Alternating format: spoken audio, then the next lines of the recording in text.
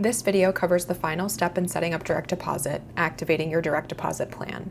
Before starting, make sure you've completed all the previous steps, creating your payor, setting up your payment account, and adding and verifying your bank account. If any of those aren't done yet, just go back to the earlier videos in this series. To activate your plan, navigate to Financials, then your payor name.